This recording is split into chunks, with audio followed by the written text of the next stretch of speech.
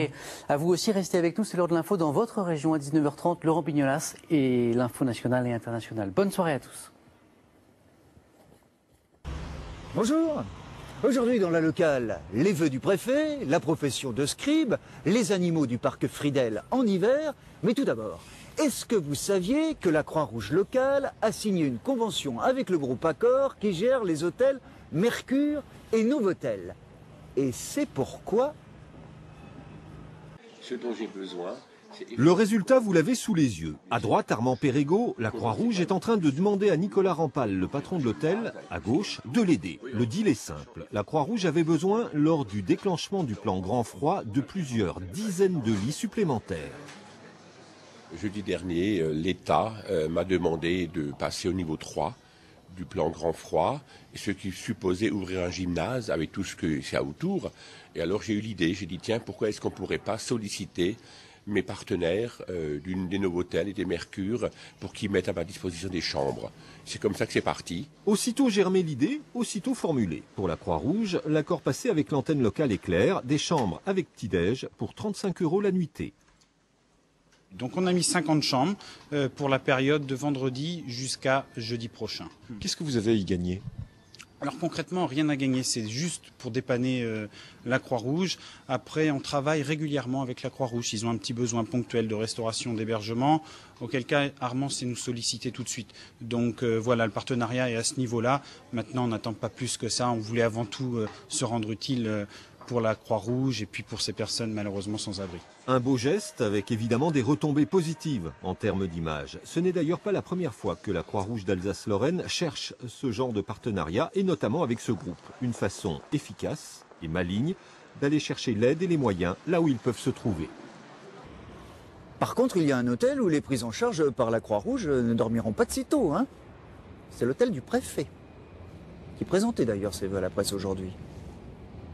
De la choucroute pour les maires du département quand le préfet leur adresse ses vœux, mais tout autre chose pour les journalistes, oui, car entre deux canapés, le préfet nous a confié qu'il avait de l'estime pour la presse régionale. Je suis convaincu, ça fait maintenant pas tout à fait 1 an, 9 mois que je suis ici, j'ai donc eu bien des occasions de vous rencontrer les uns et les autres, y compris vous-même, et donc effectivement, je vois que vous faites votre travail comme vous devez le faire, et j'essaie de faire le mien de manière tout aussi professionnelle.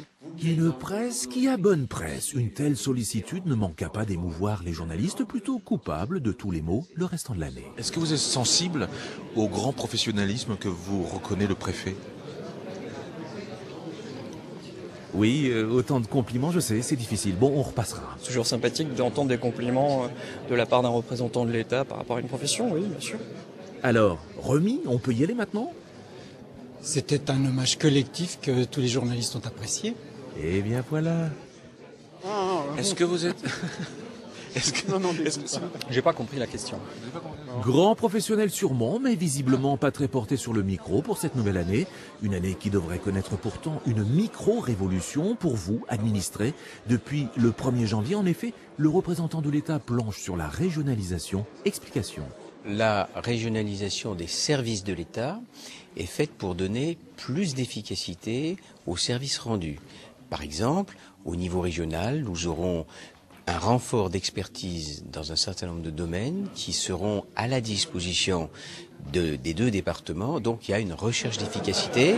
Oh là, on entend les confrères s'impatienter. On va donc libérer le préfet en vous promettant de revenir dans le détail sur cette fameuse régionalisation. Alors maintenant, la langue administrative n'a plus de secret pour vous, hein? Si, ça coince, ça gratte. Sabine. Sabine n'est pas une femme comme les autres. Sabine, son truc à elle, c'est la paperasse. J'adore les papiers, j'adore me plonger dans une tonne de papiers, organiser, trier, classer, être sur mon ordinateur et taper des courriers. Enfin, tout ça, ce sont des choses qui me passionnent, au contraire de tout le monde. Alors, il y a 8 mois, Sabine en a fait son métier. Après des années en tant qu'assistante commerciale, puis hôtesse de l'air et enfin conseillère de banque, la jeune femme a fait de l'ordre dans sa vie. Elle est devenue scribe. À l'époque de l'ancienne Égypte, les scribes étaient les représentants, étaient la culture, la science. C'était les seules personnes qui savaient lire, écrire et compter. Aujourd'hui, un scribe, c'est une personne c'est un secrétariat privé en fait. La possibilité de créer des courriers, ranger les documents, le lien entre les administrations et notre vie quotidienne, notre situation de tous les jours. Ève Villiers a fait appel au talent de Sabine. Cette retraitée gère plusieurs associations, mais elle s'est laissée vite déborder par les charges administratives. Résultat, après 2 semaines de collaboration... Eh bien, résultat aujourd'hui, il y a beaucoup moins de papier sur mon bureau. Et comme vous pouvez le constater, il y a des classeurs bien rangés. Et maintenant, je trouve immédiatement ce que je cherche. Un service à la personne facturé 40 € l'heure, mais pour les allergiques au papier administratif, Sabine reste le meilleur remède. Alors un scribe, ce n'est pas qu'un remède, c'est aussi quelqu'un qui a de la patte, une plume. Et si vous cherchez tout ça, moi aussi, j'ai une adresse. On va aller voir l'étang qui est gelé. Les premiers à souffrir du froid, ça a été les canards. Parce que non seulement les temps sont durs, mais les temps est gelé. Les îlots sont bien gelés aussi. Les canards sont pas trop contents. Dans ce parc animalier, on trouve 250 animaux, essentiellement domestiques. Il est ouvert à la promenade de tous, les mercredis, les week-ends et les vacances. Jusqu'à 1 millier de personnes peuvent passer là chaque jour. Et l'hiver, c'est pour les enfants l'occasion d'y constater que les animaux s'adaptent. En fait, on a un atelier brossage des poneys. Le samedi après-midi, ils peuvent brosser les poneys pour se rendre compte qu'en hiver, ils font du poil. Bon, ce cas, c'est au printemps, ils perdent les poils, donc il faut vraiment les brosser régulièrement pour que le poil tombe. Et grâce au poil que les enfants n'ont pas dans la main, le poil que ces animaux ont sur le dos ne les encombrera pas en été. Merci donc aux enfants. Alors pour retrouver Odile Spicer, c'est les mercredis et les vacances. Et puis pour nous retrouver, nous, c'est dès demain. À demain.